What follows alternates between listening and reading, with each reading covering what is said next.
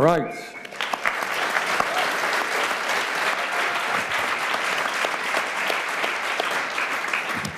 I am Senator Bernie Sanders of Vermont, and I want to welcome all of you to the 4th national town meeting that my office has sponsored.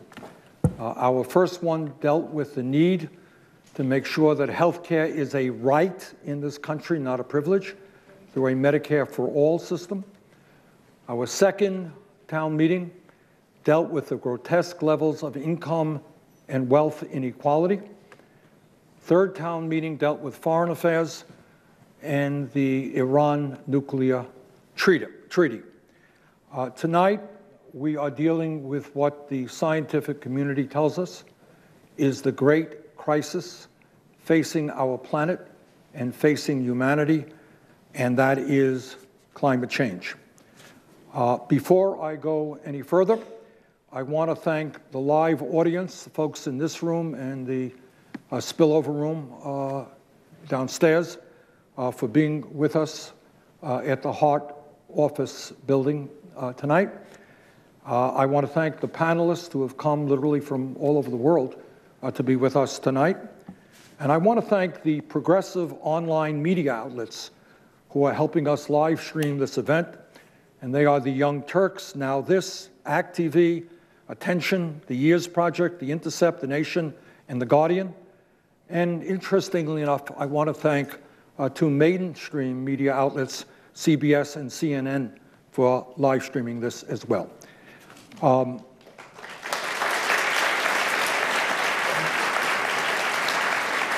I also want to thank the many, and I hope I'm not leaving out any, but many environmental organizations for helping us get the word out about this event, and that includes Greenpeace, 350.org, Sunrise Movement, Earth Guardians, Green for All, the Dream Corps, People Demanding Action, and Friends of the Earth.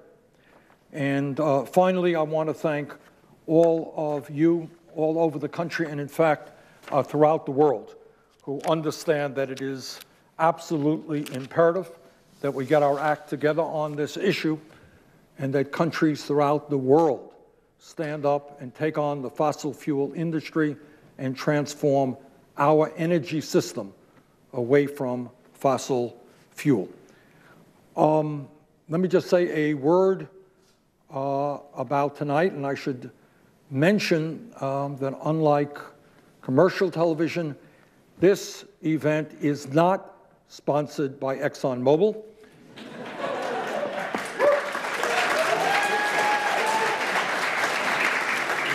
Nor is it sponsored or paid for by the Koch brothers, who have made most of their fortune in the fossil fuel industry. Let me briefly explain the format for tonight. We're going to have 5 separate segments, each led by an expert in the particular aspect of climate change that we will be discussing. And let me mention their names now and thank them very much for being with us. And I will formally introduce them during their part of the discussion. And these expert panelists are Dr. Brenda Eckerzel, Ocasio Martinez, Alexandria Ocasio-Cortez, Mayor Dale Ross of Georgetown, Texas, and Dr. Kamala Bausch. These expert panelists will be questioned by our ongoing panel, who you're seeing right here in front of you, and they'll be here throughout the evening. And that panel consists of 3 individuals who have spent much of their lives in the fight against climate change and in the fight for environmental justice. And they are Bill McKibben, who is not only an outstanding author, who has written some of the most important books ever written on climate change, but he is an extraordinary international organizer and one of the co-founders of 350.org. We also have up here tonight Shailene Woodley, who is an award-winning actress who has devoted much of her adult life to environmental activism and is also on the board of Our Revolution. And lastly, we have with us somebody who I think many of you know. Van Jones is a political commentator on CNN and has long been an environmental activist who served as President Obama's special advisor for green jobs and is the author of several best-selling books on climate action. So let's get the evening going, and it is my pleasure to introduce Dr. Brenda Eckwitzel, who is the Director of Climate Science at the Union of Concerned Scientists, which is one of the most important and effective environmental organizations in the world. She is a co-author of the recently released Federal Climate Change Report and the chapter which dealt with economic costs due to climate impacts. Dr. Eckwitzel, thank you so much for being with us. Let me begin by asking you this question. President Trump has indicated on many occasions that he does not believe that climate change is caused by human activity, and he does not believe that climate change is a threat to our planet.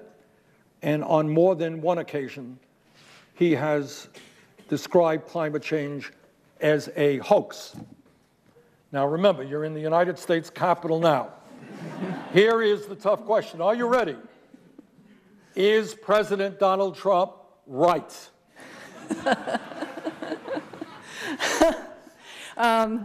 I can say that 97% of scientists agree that climate change is real. It's primarily due to us, and scientists and engineers and many other folks have plenty of solutions. We're ready to roll up our sleeves and fix this problem. So you are suggesting that the President of the United States may not be right on his assertion. I don't want to put words in your mouth. Thank you. Thank you. All right, let me start off with a question. I want everybody to jump in. You worked on the recent Intergovernmental Panel on Climate Change report. Can you give us the major takeaways from that report? Absolutely.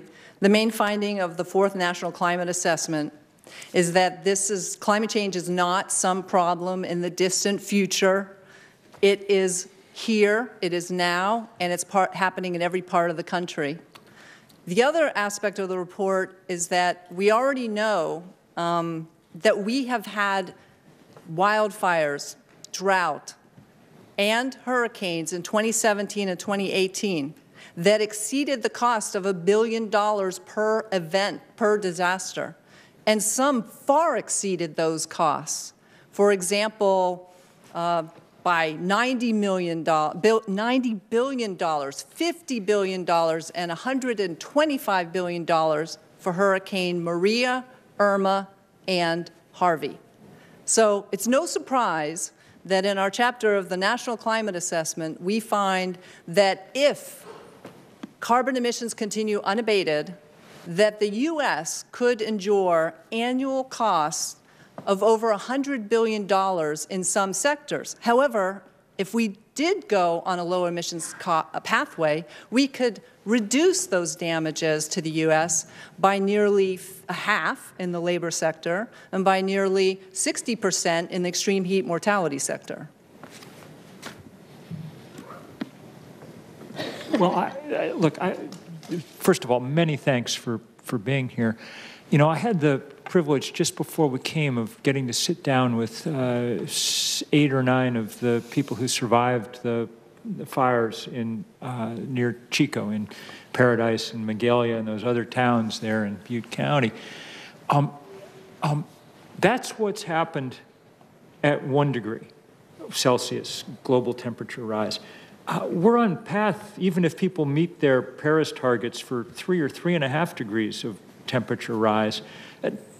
Talk a little bit about I think sometimes people may not quite understand just how far into this saga we already are and how immediate the need for action is. This isn't something we can postpone a few more legislative sessions or presidential terms or something.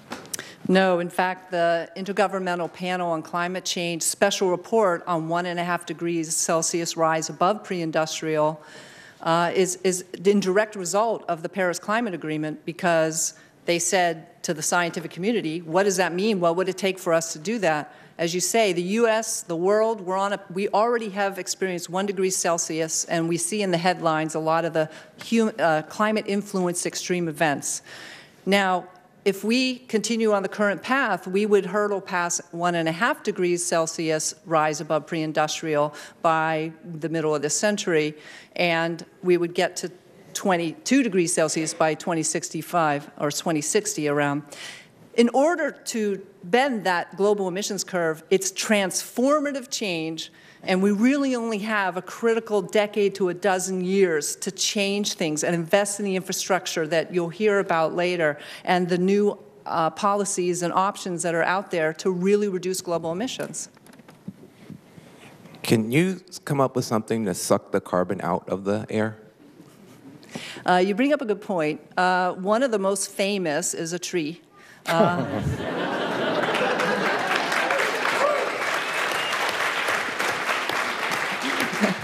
As scientists and engineers, we have not done better than photosynthesis. And there's a lot of good blue carbon that's called out there. It's, you know, you go out there on our coastal waterways and we can see offshore the seagrass, in many places around the world, mangroves, a lot of good carbon storage. However, what that special report tells us that if we go past 1.5 degrees and we go to 2 degrees Celsius, that's a big difference in sea level rise. And that could overwhelm some of these natural nature-based solutions. The seas would rise too fast for us to store that blue carbon. So, for example, the difference between 1.5 degree sea world and a 2 degree sea world would mean about 4 inches of sea level. And that would expose, it may not sound like much, 1.5 to 2 degrees, but in terms of people around the world, that report estimates you would expose 10 million more people to sea level rise influence consequences. Shailene, do you want to jump in? I would just comment on the point of nature healing nature, and I feel like that's a bit of the dialogue when we talk about climate change that isn't often present. And when you say, you know, what can we do right now to work with nature and conserve nature that will prevent us from getting to that 1.5 degrees? Is that a part of the dialogue at all from your standpoint? Absolutely. Nature-based solutions not only help store carbon, but often they help protect people and make them safer. The fact that wetlands in Louisiana used to be far offshore, and when storms and hurricanes would come, they would protect them. But now its sea level rise has eroded so much that now when a Hurricane Katrina hits, it's so close, and the storm surge is really devastating to Gulf Coast communities and many shoreline communities. Let me ask you this. I mean, we're all familiar with the horror, the absolute horror that took place in California. We are aware of the acidification of the ocean. We're aware of rising sea levels. We're aware of the increase in extreme weather disturbances. If Donald Trump and the fossil fuel industry wins this debate, tell us what the planet looks like in 20 or 30 years. So we really start seeing things happen after about 2030, our choices. But what we do today is already potentially unleashing some very dire consequences in Antarctica. So it may not happen right away, but if we go past certain thresholds, we may be unleashing a destabilization of the West Antarctic ice sheet, which could cause massive sea level rise. So we really want to hold that. And what does the implications, I mean, you know, we all know, what does that massive sea level rise mean to coastal communities all over the world? Most people live near the coasts around the world, and that means many of our cultural heritage cherished sites, people would have to, many places would be inundated if that dire consequence It means happened. communities where millions of people live will be underwater and not, and in terms of national security issues, it means mass migrations of people, does it not? Lots of folks are looking at temporary migrations from extreme events. You think of a campfire, you think of a hurricane, you have a diaspora in country moving to other states, for example, in the United States, and between country migrations, and they may be temporary, they may be long-term. These people are on the move, creatures are on the move, adapting to climate change. But it doesn't have to be that bad. If we really roll out solutions now, we get smart about adaptation, and we make sure it's equitable. Bill? Well, in some ways, I mean, this is as much a question for the rest of the panel or for you, Bernie. I mean, because I think you just got at something very important.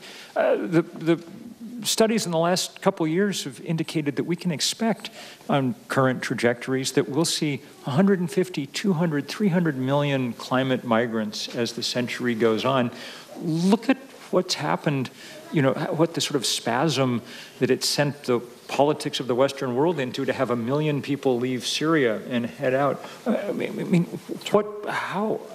We've got to be thinking about all kinds, not just, we have to be thinking about all kinds of things in big new ways now. Right. Okay, Van. I do this for a living. I swear. I know they're right in the microphone. Everything you just said kind of bums me out. And what gives you personally hope? I mean, I'm bummed out. I've just been here for like 6 minutes, and you had to do the whole report. What kept you going, and what gives you hope? A lot of gives me hope is many people are out there figuring out solutions in many different sectors. We need all of us. We need, and what we also highlight in the report is that there's been a lot of initiative in the United States. For over 455 cities have been making solutions to reduce and slow the pace of sea level rise. States, every single state in the United States has some sort of climate or energy related policy. Most of them are transportation. You could go through the list of 30 different policies we highlight in the report. That gives us a lot of hope. And also, I know that scientists and engineers already have rolled out many solutions. We're just lacking the political will to really deploy them. And what scientists are working on are much smarter, cheaper, distributed energy for the whole world, because we need global emissions reductions, and we need everyone around the world to have access to new energy, as well as in equitable ways. Shailene, do you want to jump in? We're running out of time for this segment. Yeah, I just wanted to say, from your standpoint, what can someone who's watching this at home right now do to help, you know, if they feel activated by this conversation and by the things that you've said, what can you offer them? Sure. First thing is start looking at your own life and looking at what you can do in small ways, and share those stories with your friends. Secondly, absolutely ask your political leaders, business leaders, what are you doing to help make our community more safe from the climate impacts that are affecting us and my neighbors? What are you doing to help reduce emissions globally? You're going to hear from some great folks in the upcoming panels about what they are doing, and share the stories. Every day I try to reduce my emissions and figure out new ways, and stay abreast, keep abreast of the science, and share the success stories, because it's actually a more fun and interesting world. A lot of public health benefits from a lot of the renewable energy solutions, more forests, more carbon reservoirs. It's going to be hard, but we're ready, and we have to get to work now. Let me thank Dr. Eckresel for being here and point out that it was not only the Intergovernmental Panel on Climate Change that issued a report. Recently, we had a report, was it 13 agencies of the federal government. And all of these reports make a very simple and profound point, and that is the time is late. And as a planet, that means countries all over the world, not just the United States, not just Russia or China. Countries all over the world are going to have to stand up, take on the fossil fuel industry, if we are going to leave our kids and our grandchildren a planet that is habitable. This is a crisis situation. It is unprecedented, and we've got to act in an unprecedented way. Doctor, thank you so much for all that you're doing. Thank you for your leadership.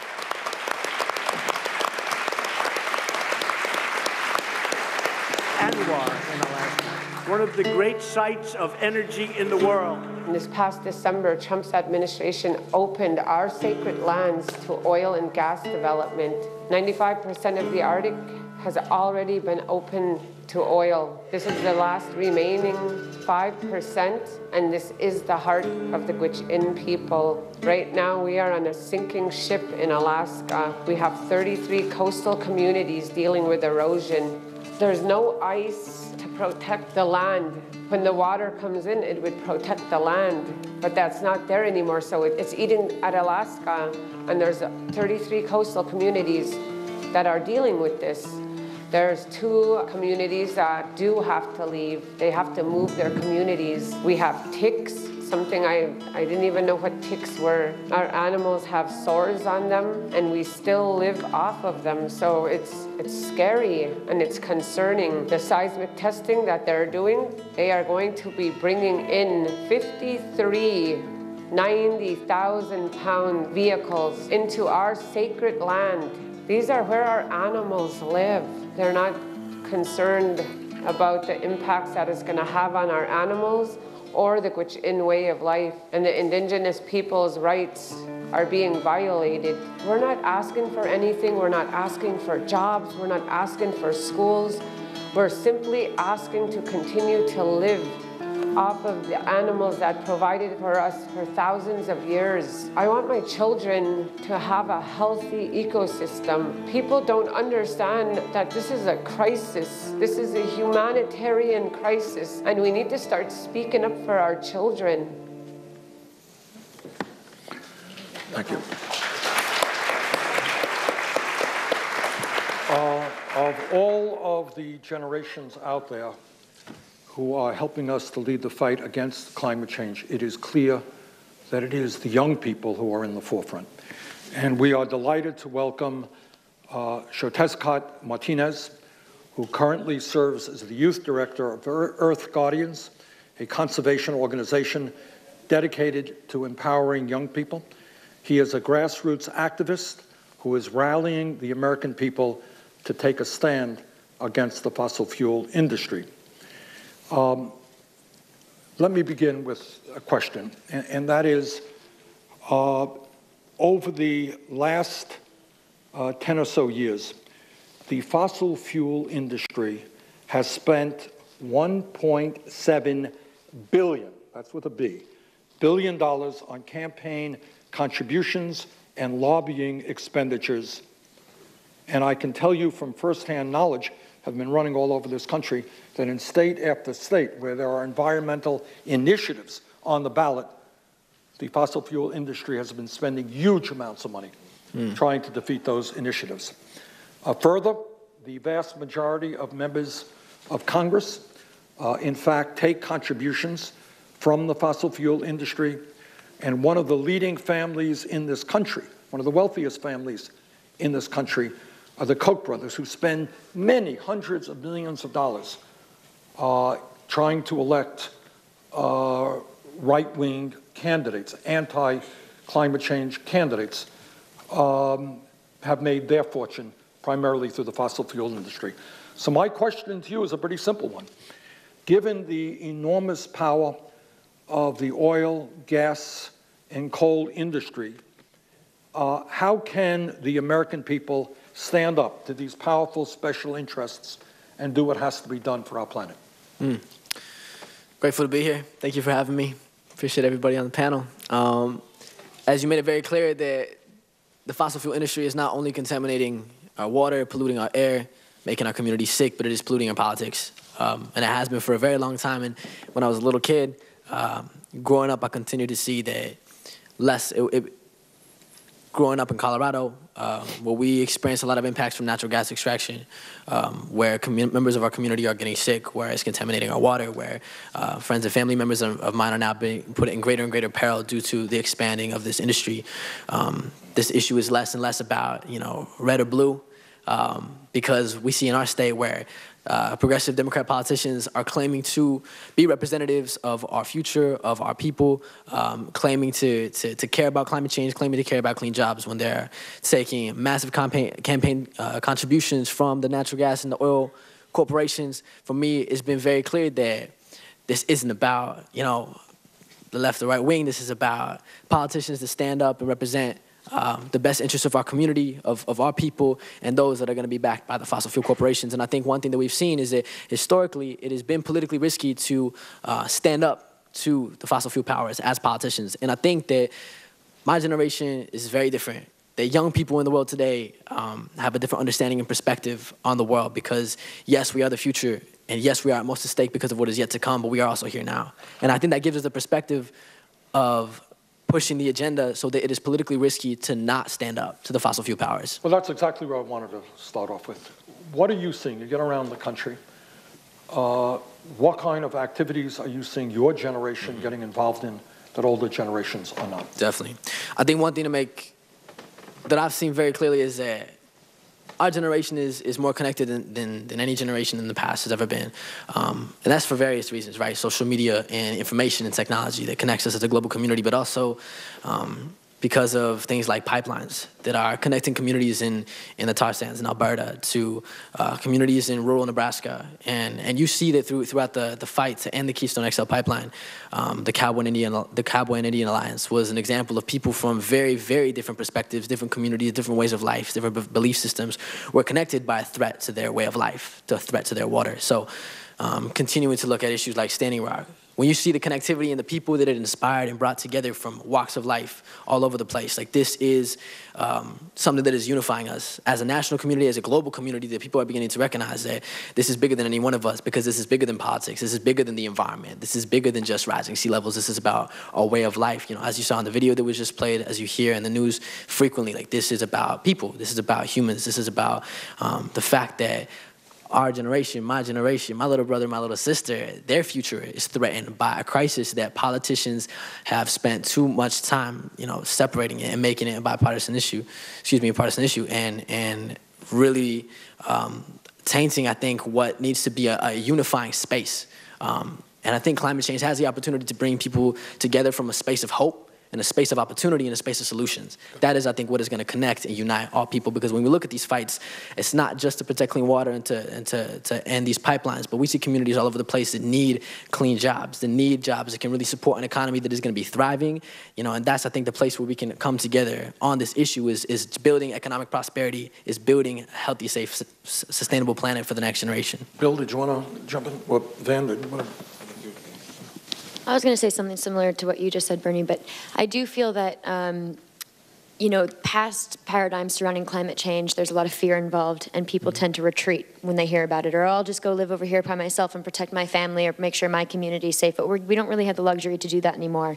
It really is a community. You have to be involved with your community. So is there anything that you've noticed with our generation and the generations that are to come and the people who are still here? That sounds so funny. Sorry, I didn't mean it like that. Every generation on the planet.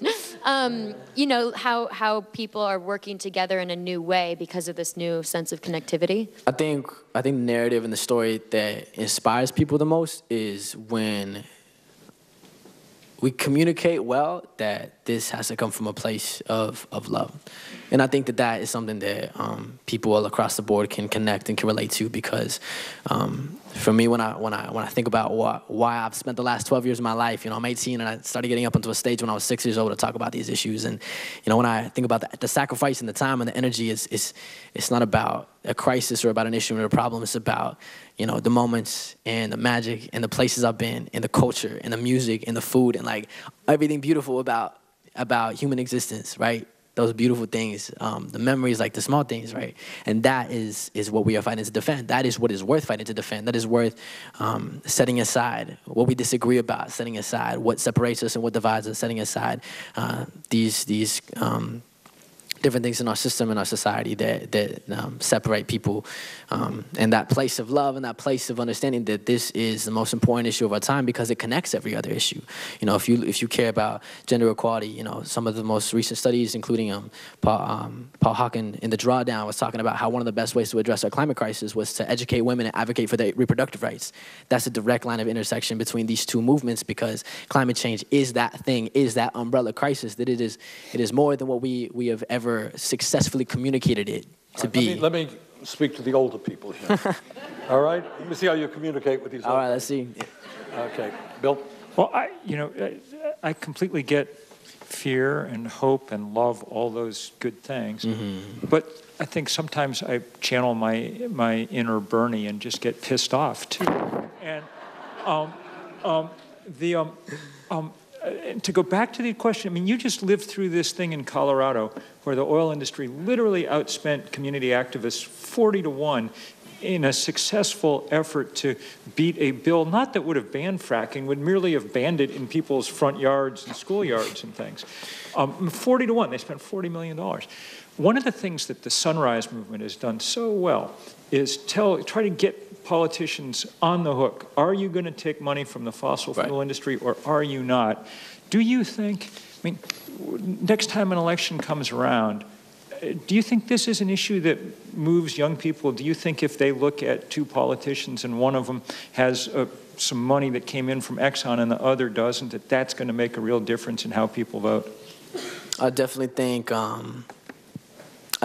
that what we can see is that exciting and inspiring and speaking to the younger generation is going to be something that politicians are going to need to learn how to do better and better every election cycle. And I think that young people feel disenfranchised and disconnected from politics often because they feel like their voices aren't represented and aren't heard by politicians. And I think that, you know, different people that are represented in politics, like Alexandria Ocasio, who's about to come up and you know, just tear up the mic. I'm excited to be witness to it. You know, is that there's this level of relatability and connectivity that we see there. And I think part of that is, yes, we love politicians that speak to us, but at the same time, there's that accountability method, that measure that needs to be held for all politicians, regardless of how good their game is. You know, we have to hold them accountable. And I think that this pledge to not take money from fossil fuels is huge because my community, you know, we have former Governor Hickenlooper. He claims to drink fracking fluid. He sued municipalities that tried to take local efforts and measures to ban fracking. We were outspent, as you said, by the fossil fuel industry, you know, 40-1. And this is a continuous cycle where people are fighting. People are on the grounds. You know, you see indigenous pipeline movements across the nation from Line 3 to Bayou Bridge that people are standing up and fighting back. And so we need that political willpower, as was stated previously in the evening, like that political willpower. And that's, I think, a place in which people and the constituents and the voters, especially the young ones, I think are going to play a significant role in holding every politician that comes into office from here on out accountable. Dan? You said you're 18? Mm-hmm. I just voted, first time. Just first time voter? First time voter? Yeah. You know, I've known you since you were in single digits. And it's just unbelievable to watch you become who you're becoming. The one thing about you that I've always marveled at is that you talk about politics, but that's really not your thing. You've always been an artist. And I think that we're in a time when, you know, the politicians and the business leaders and the military, like the military can't keep us safe from climate change. The politicians can't pass a bill. Most business models eat up jobs, give jobs to robots, not people, hurt the planet. So the people who we usually look to, you know, in normal times, politicians, business leaders, generals, they can't help. And it seems to me that the help is going to come from unlikely places. Mm-hmm. Artists, you know, mystics, you know, strange people like these people. But you're an artist, man. And I just wonder, before you go, if you would just bless us with some bars. Y'all down? Bernie, you down? All right. Throughout history, I think the great artists that have represented the times have been the ones that have been champions of the people, from Bob Marley to Tupac to John Lennon, you know. So we're paving the way. I mean, our generation of artists, like, we're bringing that fire as well. So I love to share. I'm a hip-hop artist. I'm an MC as well. And yeah, I'll share a little something. We taking back the power, bring it to the people. We stand for justice, fight for freedom till we treat it equal. This is our time. We build a legacy and leave it. And y'all can't say my name, but you know it's me when you see it. I am indigenous, product of genocide. Colonization stole my past, but I refuse to hide. Never alone, though we hungry like a pack of wolves, howling at the moon, indigos running through the woods, tired of bureaucracy, sick of broken democracy. Stories of the end, fulfilling sinister prophecies. We overthrowing kingdoms, ready to break free from leaders that lead with barrels of oil that be leaking, and leadership's a beacon. We leading ships to freedom. State of emergency, wake up people that be sleeping. We strike a match, light a flame. You can set the world afire. I can see it in your eyes. Born to be a freedom fighter, born to be bigger than the cities that you coming from. Born to be stronger than the shadows that we running from. Overcome, overstand, stand up, hands up. Don't shoot, parachute, crash land close up. Indigo warriors, visionary artists. It's time to take this power back and finish what we started. Because nothing they can do will stop the waves that we've been making. This is the roots of revolution. It's the power that we taking. Thank you.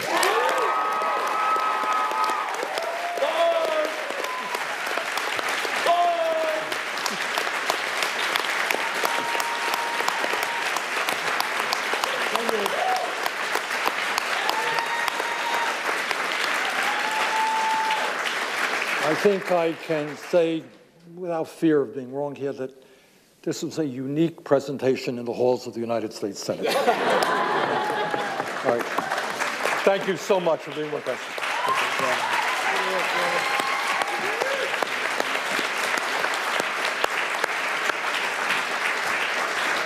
My name is Marcella. I'm 21 years old and I was born and raised in South Florida. Growing up, dealing with hurricanes was a regular occurrence for me and my family. I remember being really little and feeling afraid because sometimes my dad would have to work during the storm. But it wasn't until my family moved to Fort Lauderdale, Florida that I really became closely acquainted with the devastating impacts of sea level rise. We moved somewhere that's sometimes called the Venice of America, and it's well known for its beautiful waterways and coast. My family was lucky enough to live just 1 block away from the beach.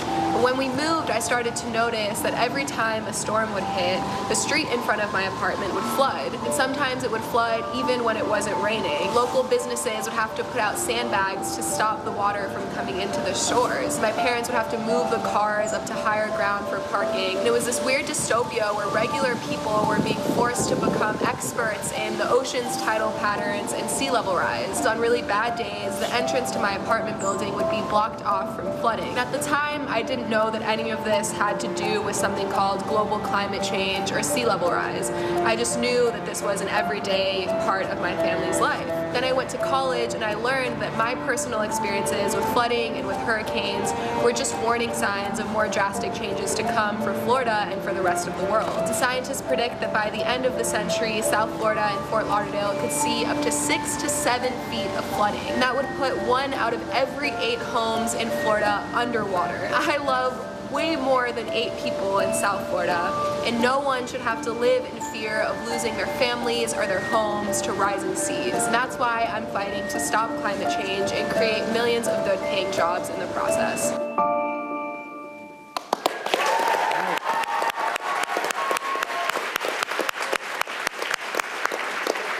Our next guest is someone who I suspect does not need much of an introduction. Alexandria Ocasio-Cortez.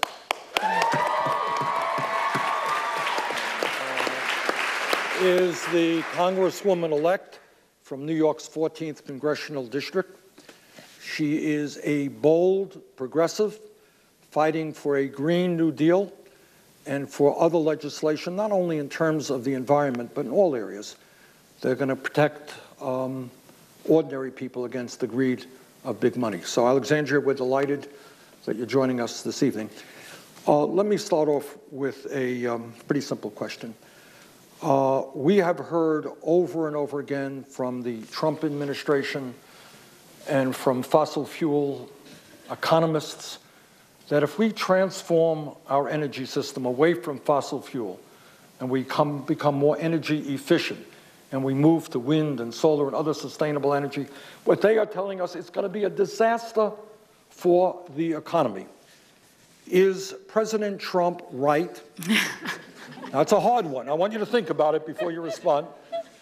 Or is there, in fact, ideas out there that would enable us to create millions of good-paying jobs as we move away from fossil fuels? It's unsurprising that the response to any bold proposal that we have is to incite fear.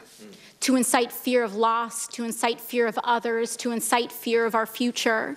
But the only way we are going to get out of this situation is by choosing to be courageous.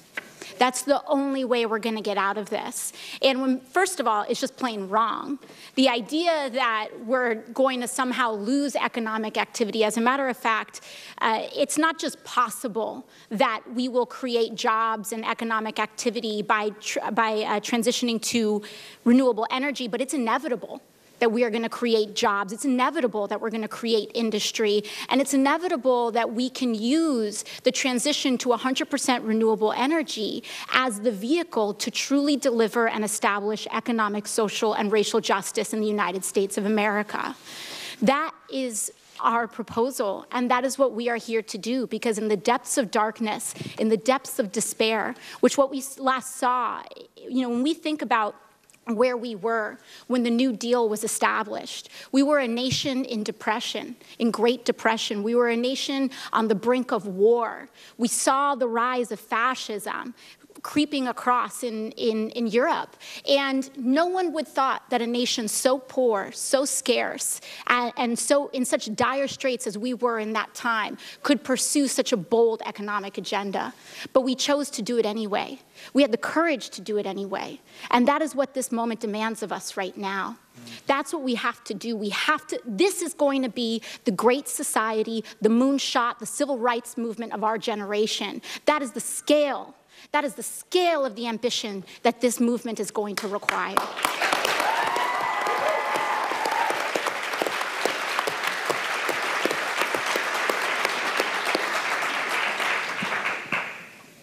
How do we, I think what we all understand is that we're fighting for the future of the planet. But what Alexandria is talking about is that not only can we effectively combat climate change, but in the process, we can do good economics and create millions of good-paying jobs here and throughout the world. Alexandria, go into some detail. Yeah, absolutely. And it's important to also talk about the fact that this is not just an economic solution, is that this is the mechanism through which we can really deliver justice to communities that have been underserved. The water in Flint is still dirty. The water in Flint is still dirty. We've got children, Van and I were talking earlier, we've got children that are choking on the smoke in California. Those same children, and rather children mirrored of those children in Puerto Rico are choking on the fungal spores because we have not recuperated from the crisis, and the mold from the floods is taking up all of these people's homes. We have injustices in this country. Those injustices are concentrated in frontline communities, in Indigenous, Black, and Brown communities. They are the ones that experience the greatest depths of this injustice. But if we chose, and if we had the moral, political, and economic courage to say, we're going to fix all the pipes in Flint, we would put a lot of people to work at that at the same time. And that is what this is about.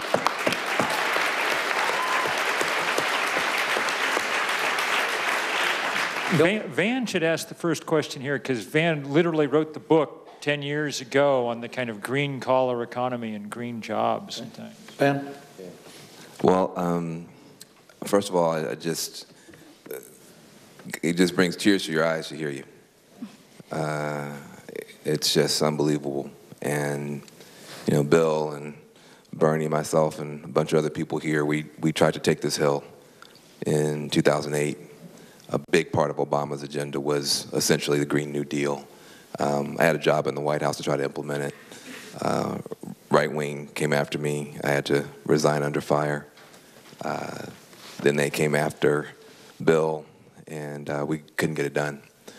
But I think you're going to get it done. And we're going to get it done. We're going to get it done. So rather than talk about my book, The Green Collar Economy, I have a two-part question. One is about you, and the other is about your generation. Where did you come from? Why did you run for office? You told me that you went to a protest, and as a result, something happened. Can you just talk about that? Yeah, I first started considering running from Congress. I know a lot of people want to run from Congress. I first started thinking about running for Congress actually at Standing Rock in North Dakota and South Dakota.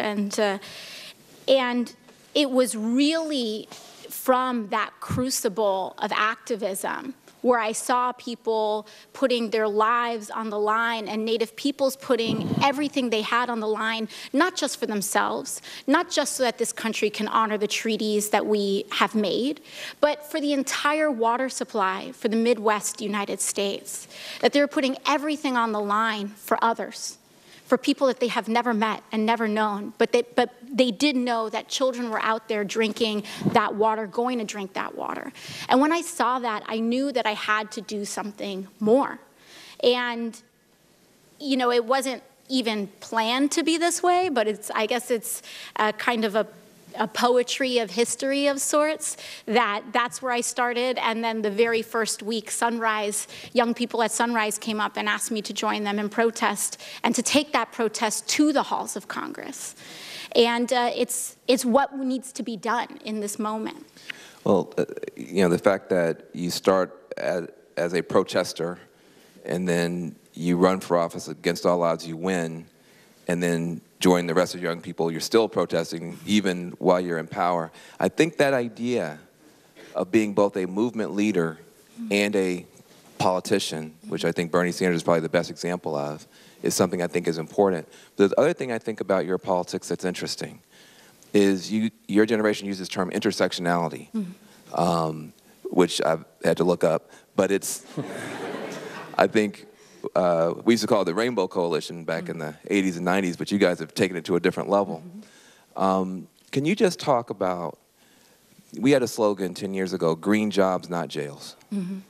That we saw criminal justice and economic justice and environmental justice as one fight. That those kids standing on street corners, we don't have disposable resources, we don't have disposable species, we don't have disposable children or neighborhoods either. It's all precious. And that those kids could be putting up those solar panels, like Bernie was saying, and making a positive difference. Can you just speak to the intersectional power of your Green New Deal? Yeah, it's really the core of that is leave no person behind.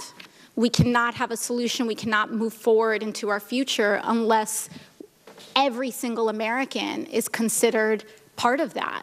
And whenever we see oversights, oftentimes when we get to the negotiating table in laws, in policy making, there's this idea that, oh, we can leave the poorest of the poor behind, or we don't have to worry about this tiny sliver of the population because they're just a tiny sliver of the population.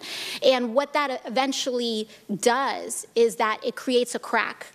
And that crack, really, if you think of there being like a crack in the dam, it's usually where things always break down.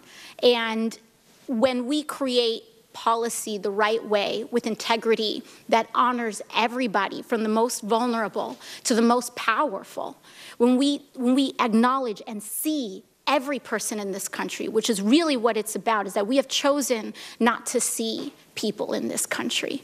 We have chosen not to see people in this country until the majority of us have become unseen economically. Working people are not seen in the halls of Congress. Working people are not seen in policy making until we realize that the majority of Americans are working or working poor. And we are not seen. And it's time for us to be seen. Shailene and Bill commented. You used the word, which I absolutely agree with, is that millions of people out there are suffering, they're in pain, turn on the TV, they're not seen. Your observations on how media covers the pain that working people feel? I mean, I think it's through that negligence in how we cover working people. We think of, you look at this idea, I mean, I think it's funny, and I think it's been this kind of interesting puzzle in how media, and especially, right-wing media, but all media sometimes even treats me, because in our journey, I am a working person, that won a seat against all odds. We were outspent $4 million. And I had $300,000 in the bank, all in small dollar contributions. And we won anyway. And people didn't know what to say. People didn't know how to react. They say, oh, she was just a bartender. Never mind the fact that I had experience in policy making, that I was an educational organizer. It's the idea that the amount of money you make for a living actually equals your worth in society. But can we interrupt this program Sorry. to make an announcement about your shoes? Yes, yes. I think we need at least a half-hour discussion Right. about your shoes. Just kidding.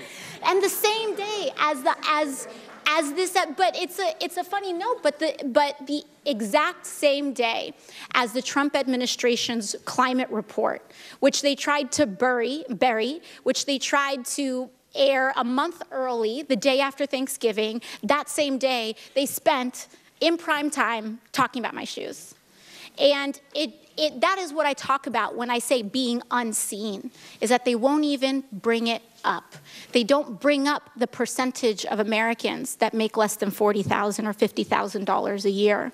They don't bring up the fact that we have amassed some of the largest amounts of wealth in American history, but we have never seen so many people struggling and living paycheck to paycheck in the way that we are today. Okay, Bill, Shailene? Just to bring it back to jobs and opportunity, people who are currently working in coal mines or people who are currently working in jobs that are, we talk about replacing or offering new opportunity. I have a family member who's a coal miner, and he isn't against the reality of climate change. He isn't against renewables, but it's more, how am I supposed to feed myself as this transition happens? How do you speak on that? Great because question. There's so Very much fear in that. question. Yes. It's real. And for folks who are interested in learning more about this whole movement, I suggest when we talk about transition, we talk about just transitions.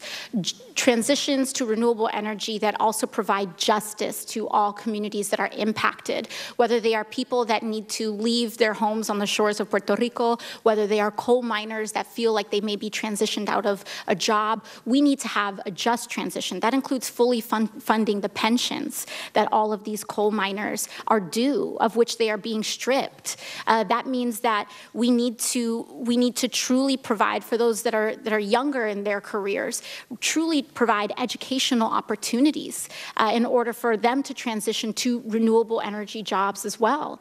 And, right there, there's an amazing environmental activist out in West Virginia. Her name's Paula Jean Swearingen. She actually ran for Senate this year.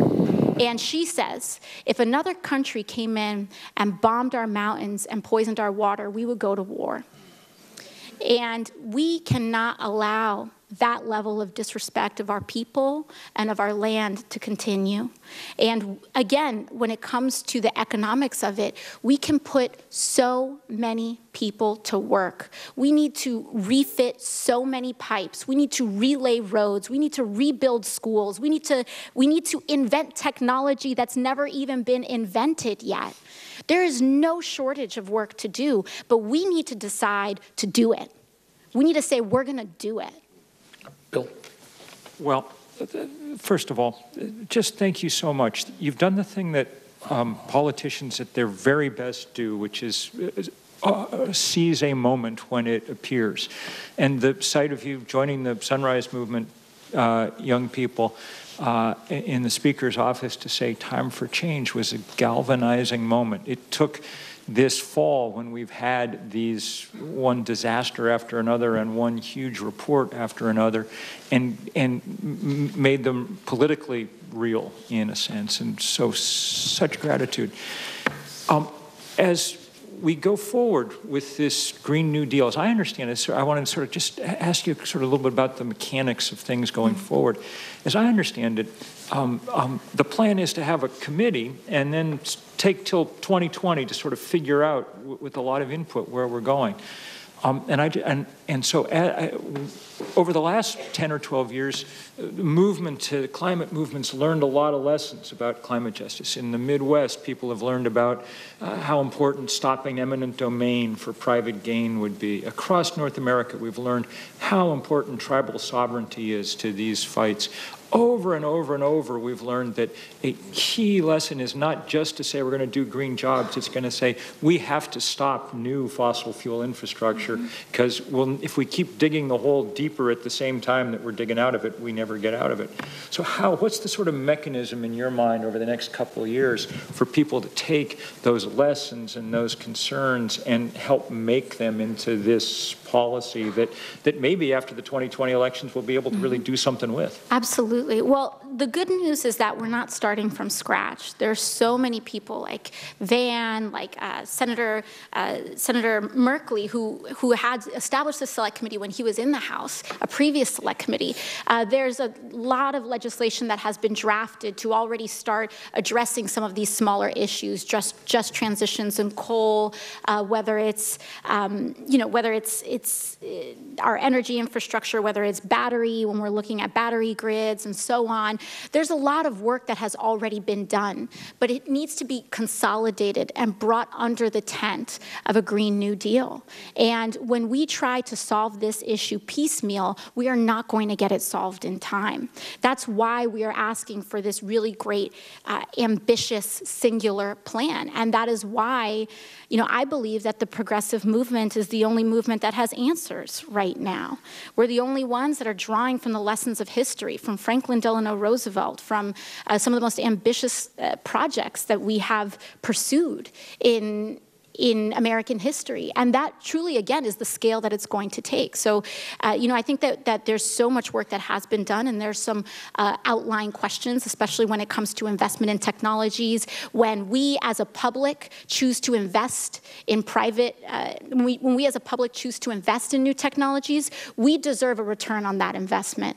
And for far too long, we gave money to Tesla, we gave money to a ton of people, and we got no return on our investment that the public made in creating technologies. And it's about time that we get our due, because it's the public that funded and financed a lot of innovative technologies, and that's another, thing to go. Let me just jump in, and thanks so much for being with us. In the next few weeks and months, very important decisions are going to be made in the House and in the Senate.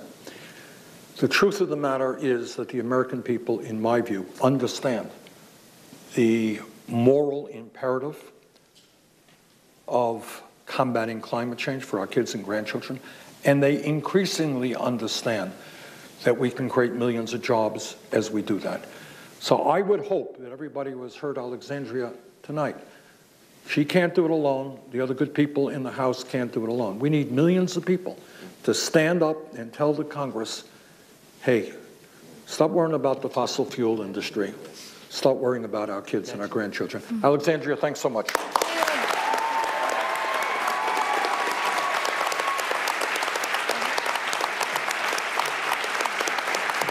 first few weeks after the hurricane, we were down and we were still down.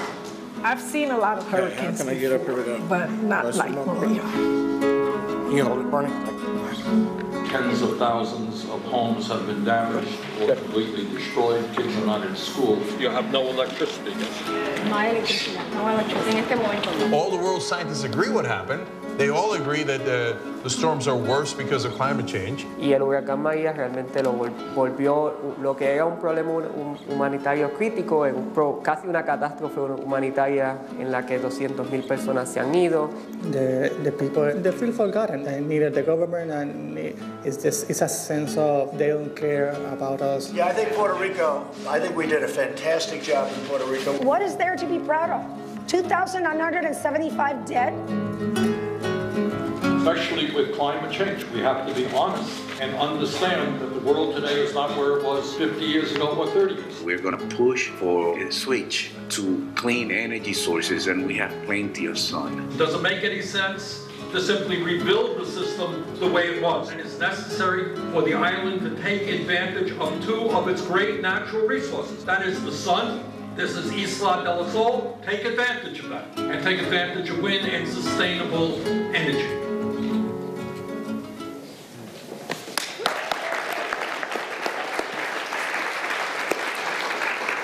And now I am very proud to tell everybody how bipartisan we are. Our next guest is a card-carrying member of the Republican Party.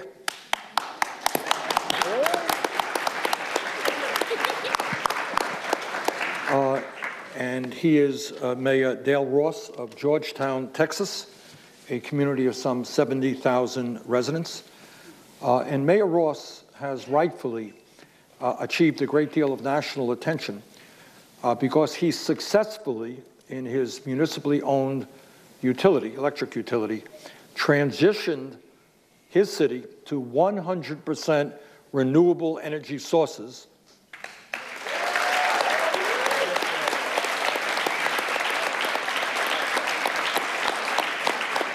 And I think one of the points we want to make tonight, and Mayor Ross will speak to it, is obviously the main issue is saving the planet. Nothing more important than that. But we are also talking about the ability to create millions of jobs. And in my view, and I think Mayor Ross will talk to this, over a period of time, we have the capability of lowering utility costs in America. All over this country, people every month, they get their utility bill and they pull their hair out, all right? Sick and tired of rising utility costs. And I think we have the opportunity as we transition away from fossil fuel to stabilize and lower that. Mayor Ross, thank you so much for you and your wife, Mickey, to be here with us tonight. So let me ask you this question. Your city, as I understand it, now has 100% renewable energy sources. That's true.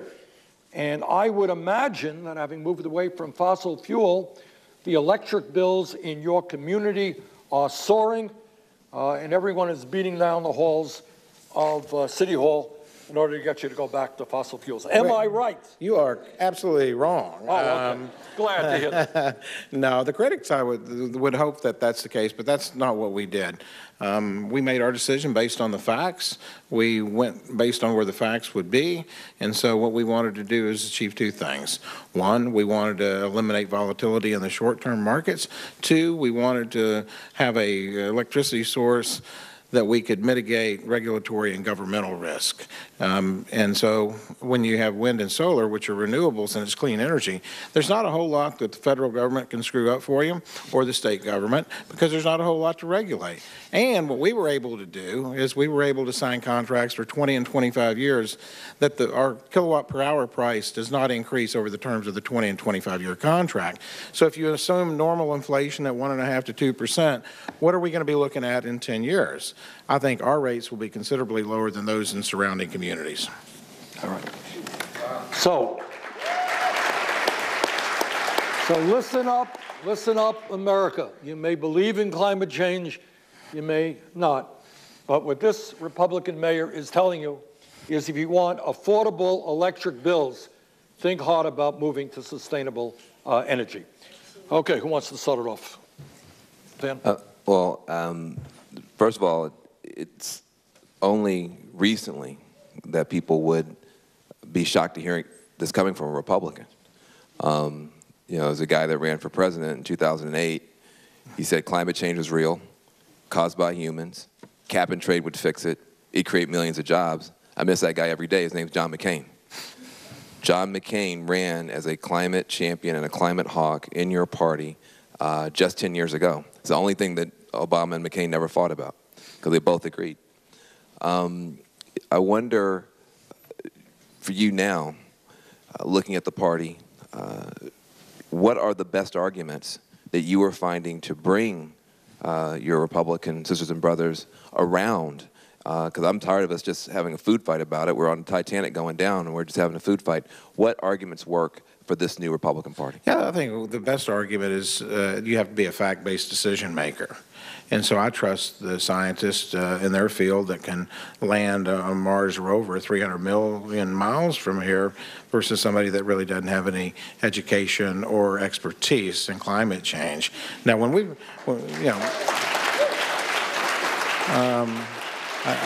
I think you leave it to the subject matter experts, okay? And I think if you're going to run for office, you need to make that argument that not only is renewable energy good economically, it's good for environment as well. Because I've always said if you win the economic argument, you're going to win the environmental argument by default.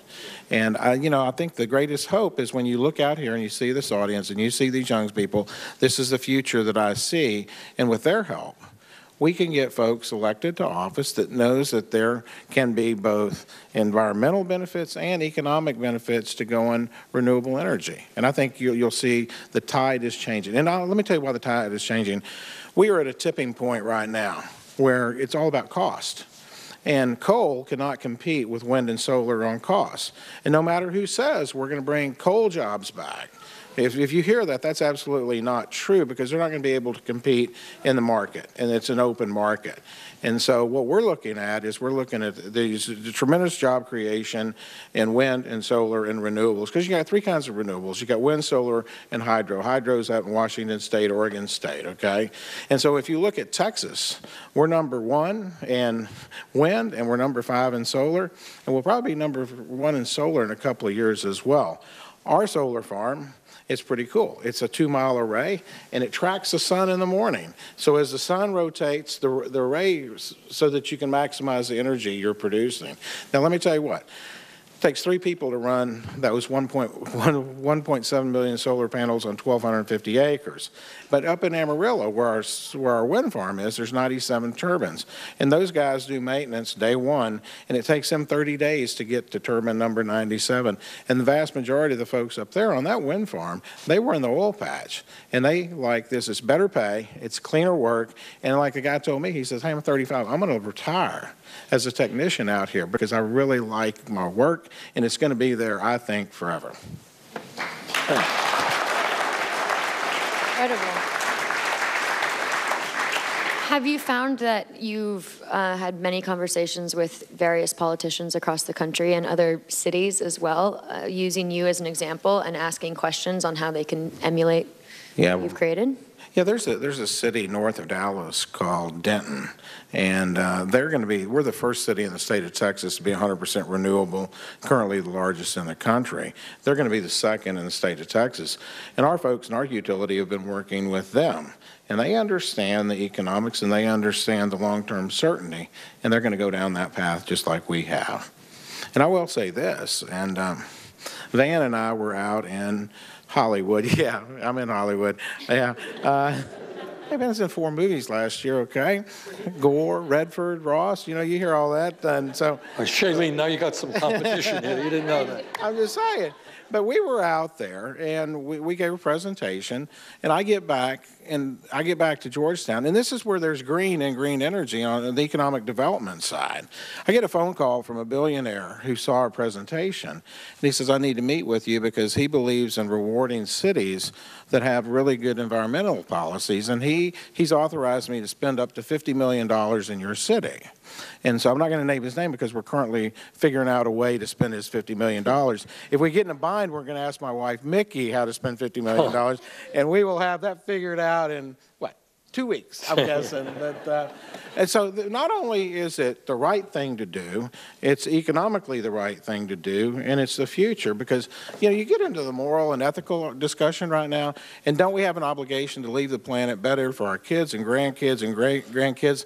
And we have the ability to do that. You just have to have bold visionary leaders who you elect to make that happen with y'all's help. So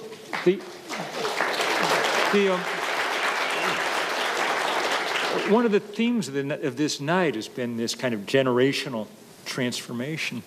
And one of the things that mayors have to think about is, what their city will be like 10, 20, 30, 40 years down the road.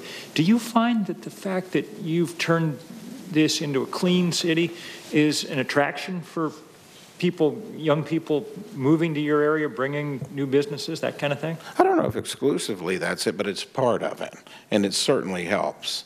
But you know, most of the folks, they're looking for, you know, good schools, safe city, and we offer that. I mean, we've been one of the, in the last 4 years, we're second, first, fourth, and now sixth fastest growing city in the United States for cities between 50 and 100,000. And this is just one element. Now, the younger folks think it's pretty cool because we are innovative and progressive, although it is in Texas, and the state and the county and my city, they're a little red, Mr. Sanders, just a little red. We're working on that. I know, I understand. But see, this just proves Republicans can do environmentally friendly things as well as Democrats, okay? But I think the whole key to our city is because we don't really base our decisions based on partisan politics. We base them based on the facts and what's good for the citizens we were elected to serve. Let me ask you this, picking up on a point that Bill made. If I'm a business person looking for a place to relocate, and I talk to the mayor, then you tell me my electric bills are not going to go up for the next 20 years.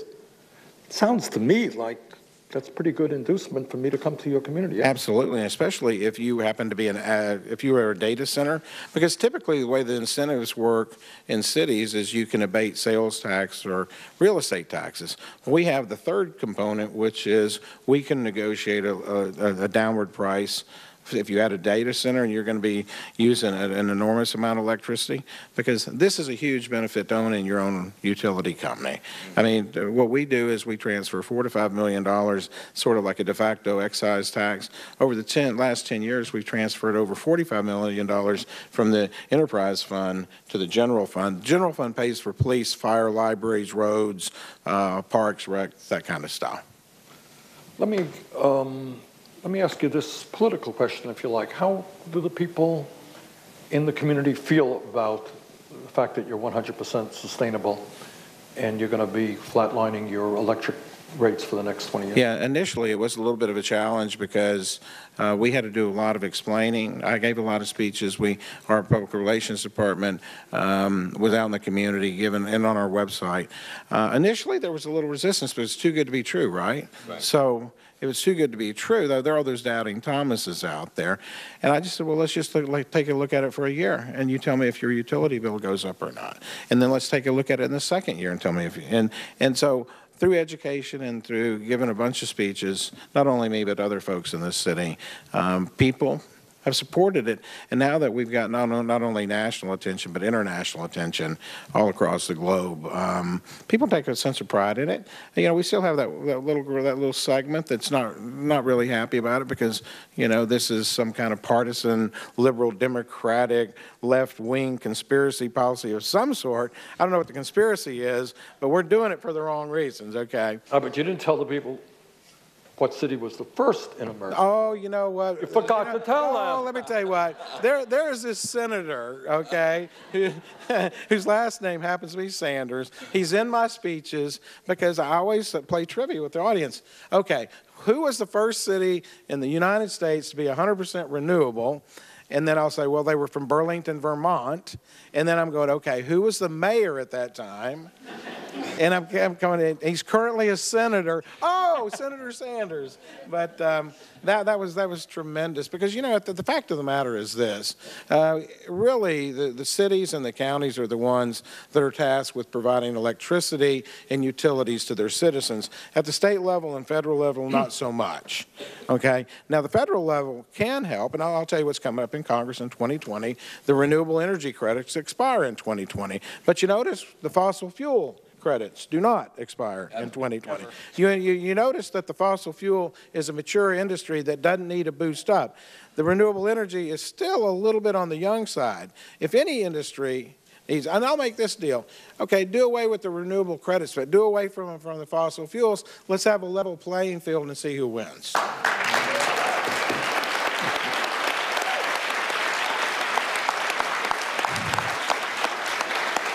Other questions? You know, I'm from Tennessee. You're from Texas, so I grew up in a red state. I noticed your wife has that beautiful cross. You mentioned doubting Thomas. Is there a spiritual dimension to this? Is there, and you talked about politics, you talked about economics, but I get the suspicion that it may be deeper than that for you. And I just wonder if you'd speak to that. I think it is. I mean, I think we have a duty and obligation to leave the world better than we found it, okay? And I think if you look in the Bible, there's all kinds of points made about being a servant and having a servant's heart. And if I can just change the world just this much before, hopefully, I go northbound, then I think it will be a life well lived, and I think that's what we can expect. I hopefully, when I'm dead and gone, the poets will write poems, and the songsters, people in Georgetown will be singing songs and odes about me when I'm gone, or maybe just put a little statue somewhere. But in all seriousness, it's all about leaving something better than you found it. And I think we're on the path in Georgetown to making that happen. All right. Mayor Dale Ross, thank you so much. Thank you, sir. Appreciate it.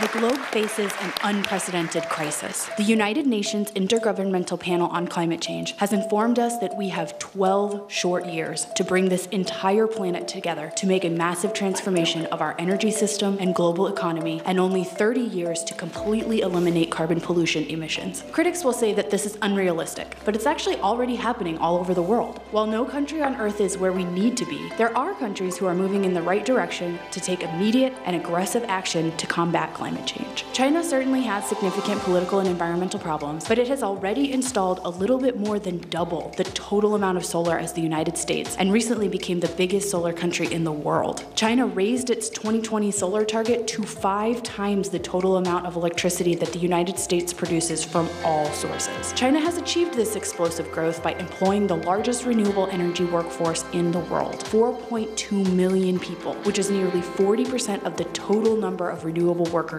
in the world. And it's not just China. The European Union released a plan to eliminate carbon emissions by 2050. One of the European Union's member states, Sweden, has released a plan to stop using fossil fuels altogether by 2030 and eradicate all carbon pollution emissions by 2050. France is investing over $9 billion per year to triple its onshore wind power capacity and multiply its solar power generation 5-fold by 2030. In 2017, Brazil and India joined China to account for 63% of the world's renewable energy investments, around $143 billion.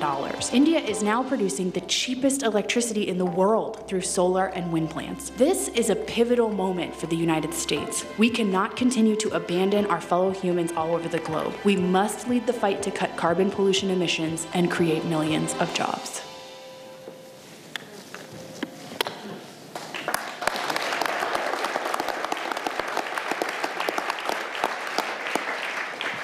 It goes without saying that the climate crisis is not an American issue, it's not a Chinese issue, it's not a Russian issue. This is an issue that is going to impact every country on the planet. And it is absolutely imperative that we figure out ways to bring the world together, maybe instead of fighting wars against each other, but in a sense to stand together to combat climate change. Our last panelist of the evening is Dr. Camilla Bausch, who is the director of the Ecologic Institute in Berlin, Germany. We thank you so much for coming over. She has been a long-standing part of the German delegation to the UN climate negotiations, and she has been monitoring some of the innovative breakthroughs in sustainable energy that have been taking place all over the globe.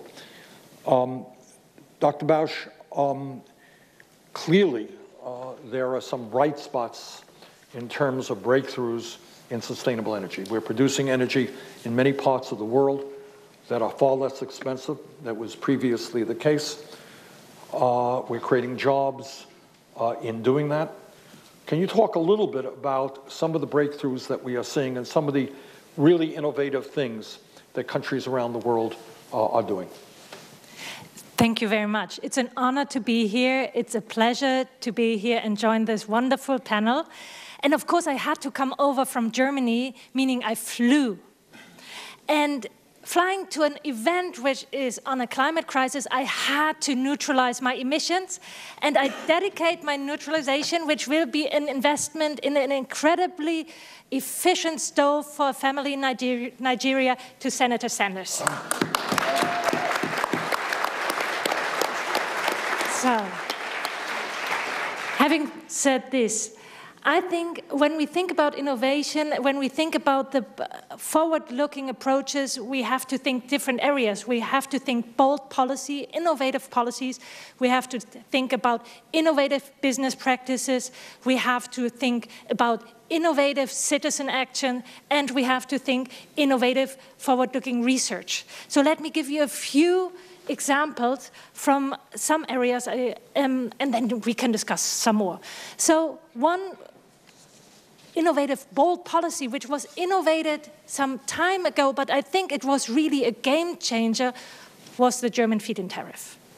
The German feed-in tariff was very interesting because it allowed citizens, it allowed farmers to get involved in an area where the old utilities didn't want to invest. Renewables. Coming to a situation that we actually pushed from 6% of renewables to almost 40% today, driven by the population. It's great for the acceptance. That was innovative, and that actually was a model which spread. Second, if we think innovative business model, there is this company. It started with a young entrepreneur in his mid-20s, having the vision of bringing clean energy to rural Africa, Eastern Africa, where he wanted to provide that to fight energy poverty, to fight poverty and create business opportunities. And he went there using the plummeting prices and cost of renewable photovoltaics, and he used digitalization. And in combination, he attracted more than $100 million of investment dollars. He has now and it's not even 10 years in, 700 employees in 12 countries, and provides 600,000 people with clean energy, wanting to expand that to 20 million in 2023. And with this kind of spirit, I think he could do it. Third, innovative approach. I mean, you could also look to the biggest lithium-ion battery ever now installed in Australia. That is a Tesla battery, and it's giving great ancillary services, meaning stabilizing services to the grid in a context where we have a lot of renewables maybe needing that. So that is innovation, but I want to look more to Chile. You can look all over the world. That's the nice thing.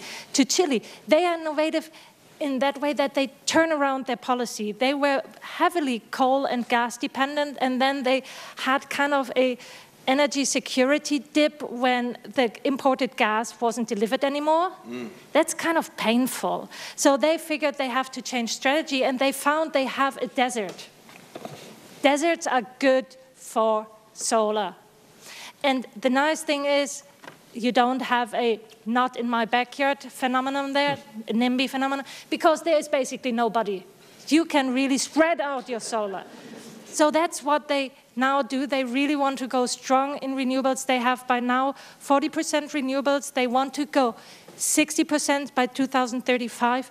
And they're just discussing this year a coal phase out. So I think that is an innovative policy approach for Chile.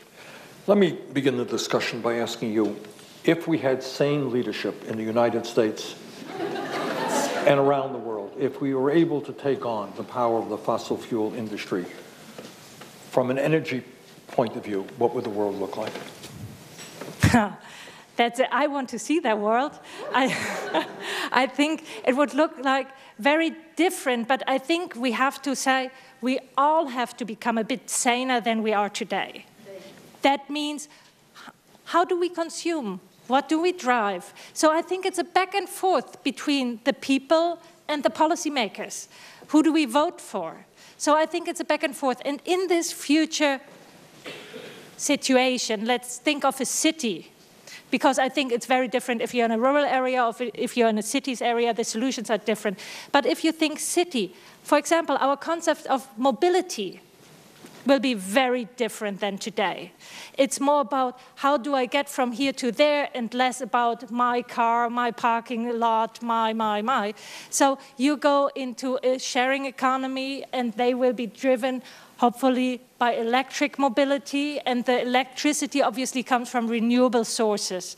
We will have improved storage capacities, for example, in batteries, as we just talked about, and things like that. So it will look very different from today, and we will think much more about our choices. And by the way, that does not only affect things which are relevant for the energy system, but also plastic, or it will just be a different society and better for the little ones we love.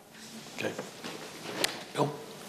Well, first of all, thank you so much, in part for reminding us that they don't call it global warming for nothing. This is the first truly global problem we've faced. We've talked a lot tonight about the United States because we're in the U.S. Senate and because this is, where we have some purchase here, but it was reminding me as you were talking of just amazing scenes that I've witnessed in parts of rural Africa where people had never had any energy before, and the first energy they ever got came from solar panels. We take, for us, if you get a solar panel on the roof, it's nice, but you've had electricity your whole life. I remember sitting around a group of elders and they kept handing me cold bottles of water to drink, and I was grateful because it was hot as heck in Ivory Coast. But it took me a little while to figure out why they were so proud to be doing this. Until the week before, there'd never been anything cold in this place before.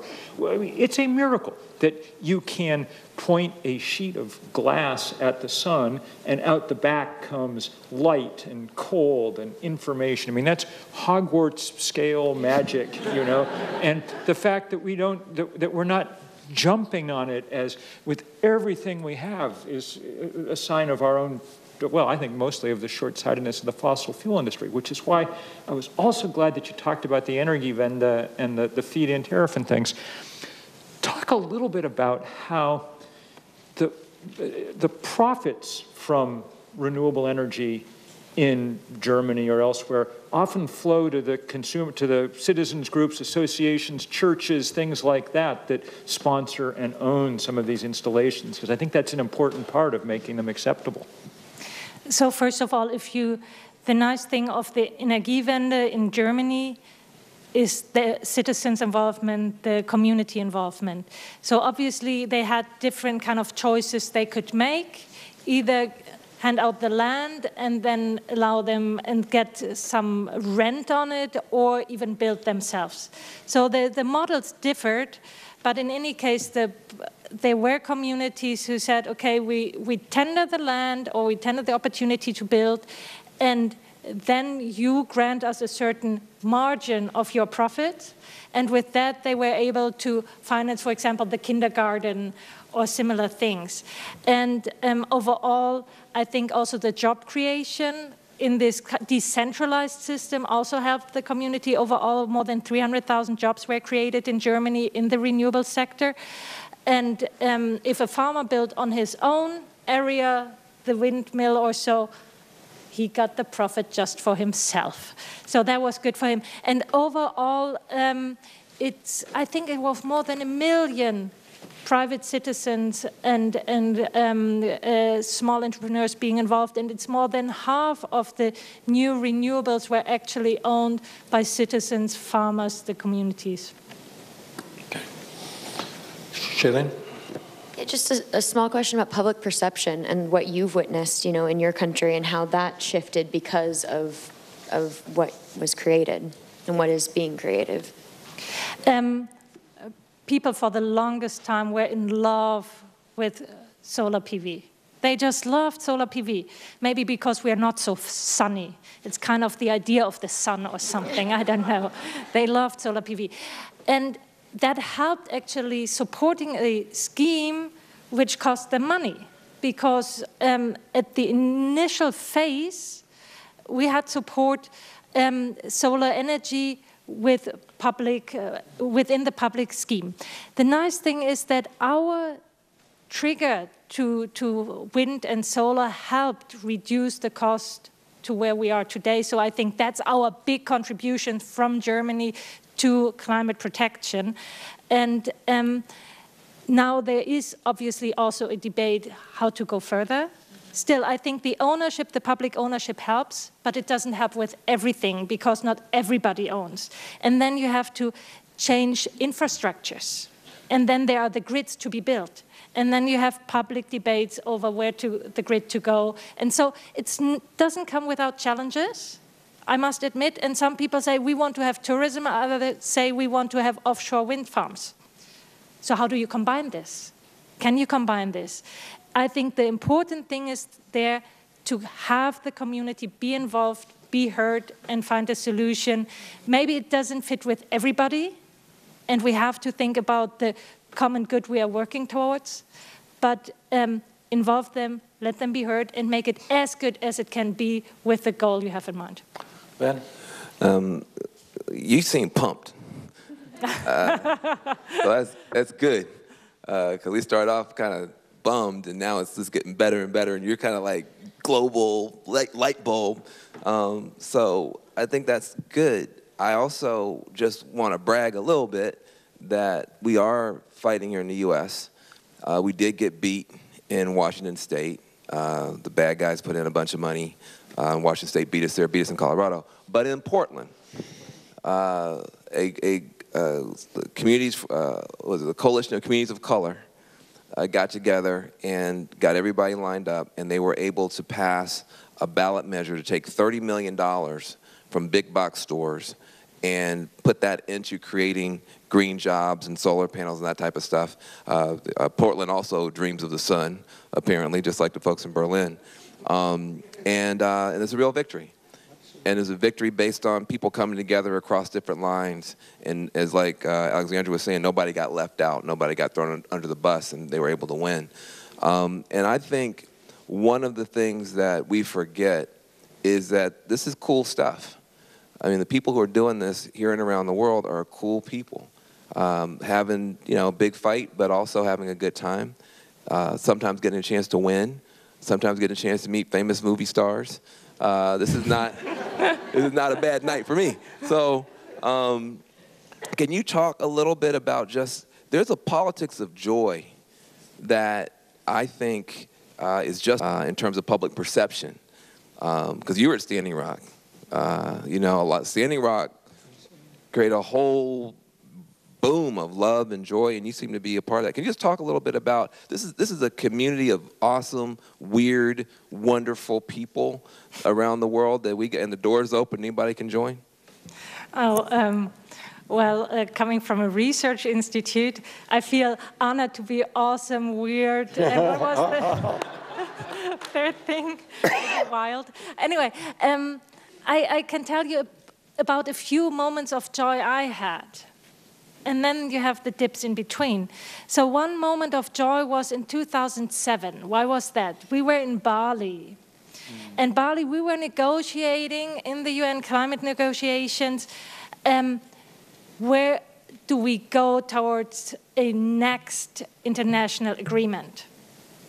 It was about, do we get a mandate to negotiate our future in this setting? And it was a very, very difficult negotiation also with the US, very difficult.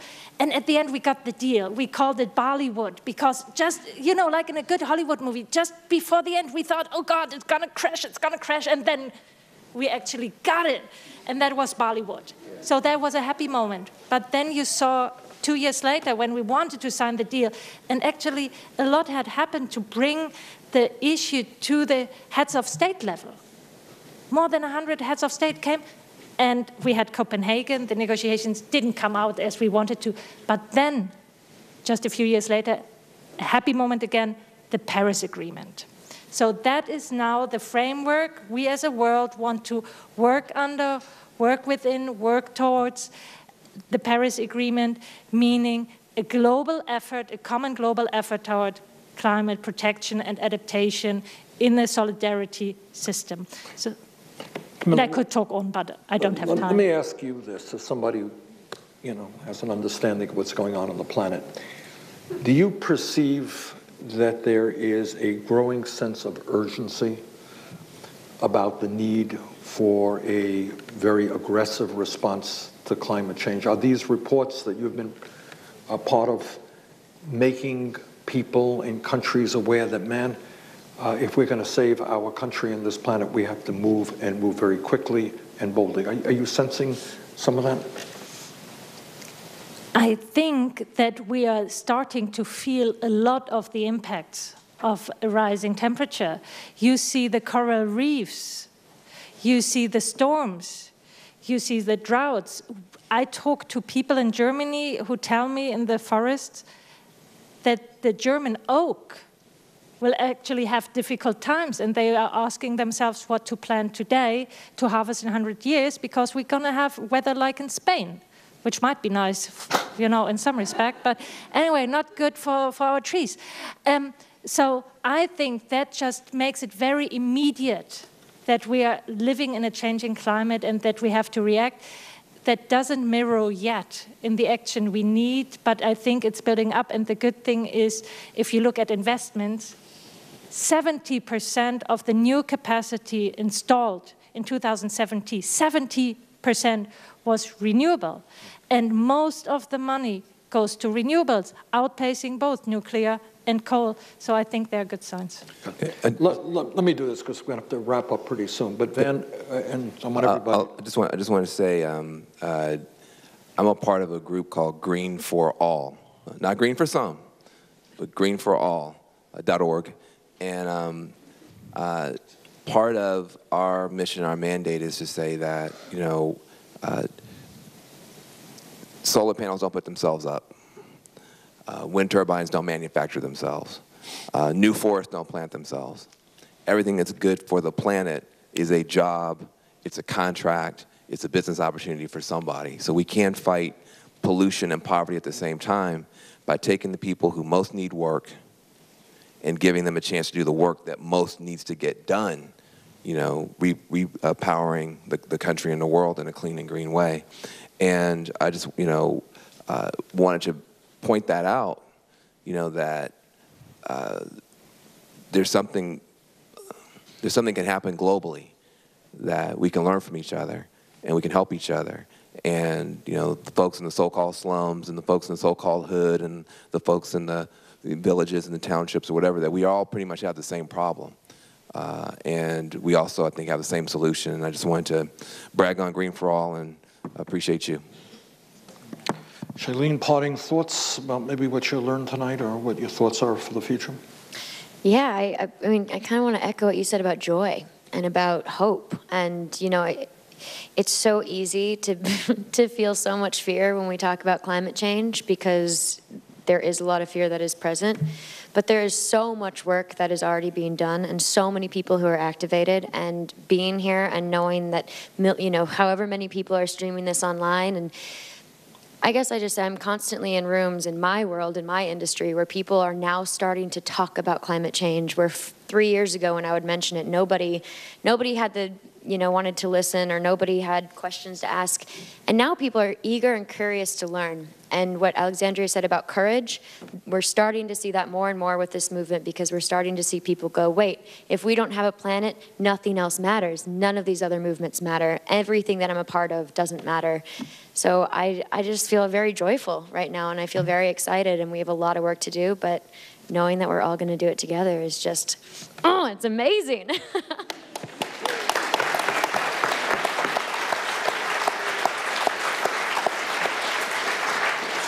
Bill? Well, look, you know, I wrote the first book about climate change 30 years ago, so I've had as long a time as almost anybody on the planet to think about this and deal with it.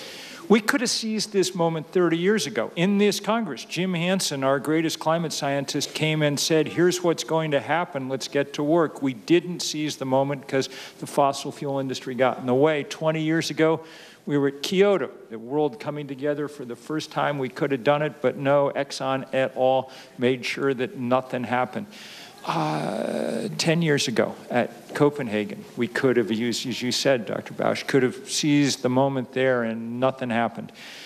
In the last 10 years, there's been the beginnings of a real movement building. And Bernie, you've been a big part of that. I mean, when we started the fight against the Keystone Pipeline, there was literally no other politician in Washington who had the slightest interest in talking to us about this because it was not popular. True story. When people went to Standing Rock, when people built the divestment movement that now has passed $7 trillion, when now we see the Sunrise Movement and people, we better damn well seize this moment because the physics and chemistry of climate change mean we do not get an endless series of moments to seize. If we don't seize this one, when we come back in 10 years, we're going to be doing the eulogy, not the, not the pep rally. So this is got to be the moment.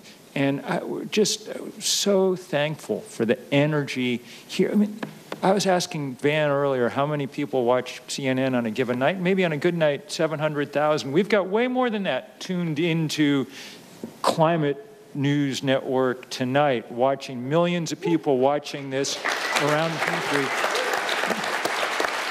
In the end, what changes things is movements. That's what shifts the zeitgeist and lets us do the work that needs doing. We won this argument 25 years ago. The science was entirely clear. The argument was over. But the fight, so far, we've lost because fights are about power and money. And now we've got to bring that power ourselves. And tonight's a big part of that. So thank you, Senator Sanders, for organizing this. And thanks to everybody who's out there doing this work day in, day out.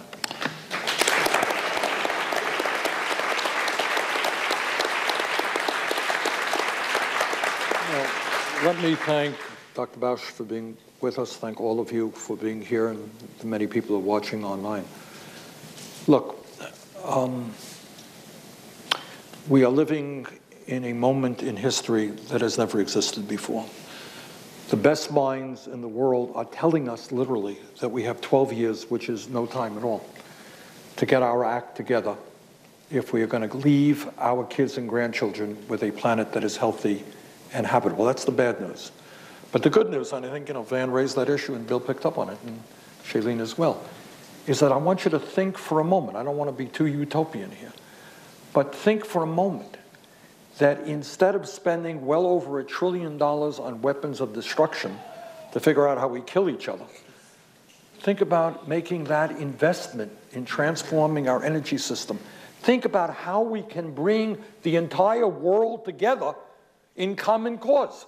We're all in this together. You're in China, you're in Iran, you're in Saudi Arabia, you're in the United States. We are all in this together.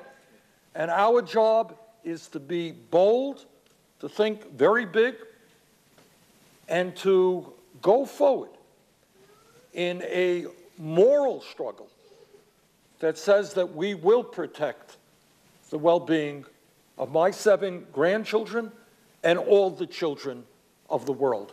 Thank you all very much for being with us tonight. Thank you, Bernie.